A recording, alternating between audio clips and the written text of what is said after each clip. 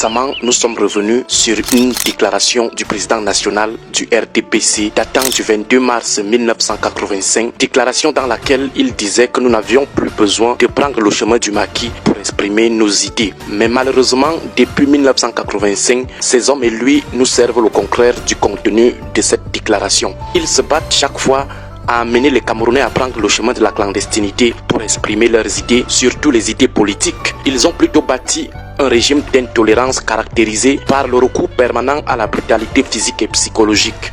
Les positions et les activités adversaires ou leurs ne sont pas tolérées, pire, elles sont réprimées. Leurs adversaires politiques sont toujours soumis à des rudes épreuves de résistance pour s'exprimer. Les autorités administratives font non pas dans l'administration, mais dans le commandement. L'ENAM, qui est le moule de plusieurs d'entre elles, devrait d'ailleurs s'appeler l'École nationale de commandement et non l'École nationale d'administration. L'administration territoriale devrait plutôt s'appeler le commandement territorial et le ministère de tutelle devrait s'appeler le ministère du commandement territorial et non le ministère de l'administration territoriale. Paul Biya bâtit un régime de domination sans pitié. La contradiction politique ne s'exprime que dans les périmètres du politiquement correct que ses amis et lui ont arbitrairement définis. Comme nous l'avons toujours martelé, il ne suffit pas de s'exprimer pour dire que nous sommes en situation de liberté. La liberté n'est liberté que lorsqu'elle est totale et n'est pas exposée à des représailles. Du moment où l'expression de la liberté est rognée, du moment où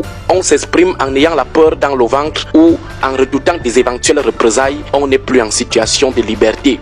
Hier, le leader du mouvement pour la renaissance du Cameroun et ses sympathisants ont encore consommé la triste expérience. La liberté de Maurice Kamto ne s'exprime au Cameroun que lorsqu'elle cadre avec le politiquement correct du régime Biya. Sa liberté de séjourner dans certaines villes ne s'exprime que dans le politiquement correct de Biya et de ses amis. Il ne peut jouir de sa liberté de rencontrer ses militants à l'un des sièges de son parti que lorsque Biya et ses amis en ont décidé. La liberté de Maurice Kamto d'aller dans une ville de son pays ou de se rendre à un des sièges de son parti ne s'exprime que dans le politiquement correct arbitraire de Paul Biya et de ses amis. En gros, au Cameroun ne peut exprimer sa liberté politique que celui qui a reçu l'onction explicite ou implicite de Biya et de ses amis, c'est-à-dire lorsqu'il vous laisse vous exprimer. Le prétexte valise, c'est le risque de trouble à l'ordre public. C'est l'argument passe-partout pour brimer et réprimer l'expression des libertés, disons pour brimer les Camerounais qui ne pensent pas comme Biya et surtout ces Camerounais dont la pensée politique et les activités politiques sont farouchement opposées à la logique politique dominante et unanimitaire qu'impose le président national du RDPC depuis 1982. On voit les risques de troubles à l'ordre public partout, on voit la déstabilisation partout,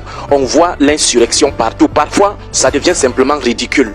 Hier, à Douala, il y a eu des milliers de militants et de sympathisants du MRC au siège du parti devant des forces de maintien de l'ordre en sous-effectif. Est-ce qu'il y a alors eu trouble à l'ordre public? Est-ce qu'il y a alors eu déstabilisation ou insurrection? On peut donc valablement confirmer que les histoires d'insurrection, souvent mobilisées à tout vent par l'écurie de Yaoundé, ne sont que des grossiers prétextes pour justifier et légitimer des manœuvres de bâillonnement des libertés des concurrents politiques. Hier, il n'y a eu ni casse ni blessure. Finalement, que redoutait-on? Finalement, pourquoi a-t-on décidé de paralyser toute une capitale économique? Pourquoi avoir empêché les pauvres conducteurs de moto de chercher leur petit pain quotidien? De quoi avait-on peur? La terreur est toujours la terreur, la primate est toujours la primate. Mais que les sociétaires du régime de Yaoundé retiennent qu'il y a dans la vie des nations des dynamiques irréversibles dont il est souvent intelligent d'en prendre acte et s'y acclimater. Si pendant 42 ans, ils ont réussi à comprimer les Camerounais, aujourd'hui, il faut qu'ils sachent que les vannes de l'endiguement sont en train de lâcher. Ils ne peuvent plus ni les remplacer ni les raccommoder. Il ne leur reste qu'à s'adapter progressivement à la démocratie et comprendre enfin que le tour du peuple est arrivé. On peut mater tout le peuple un temps, on peut mater toute une partie du peuple tout le temps, mais on ne peut pas mater tout le peuple tout le temps. On ne peut pas terroriser éternellement un peuple. Que la branche fondamentaliste du RDPC comprenne qu'il est temps de renoncer à la brutalité. Le règne de la peur tire à sa fin.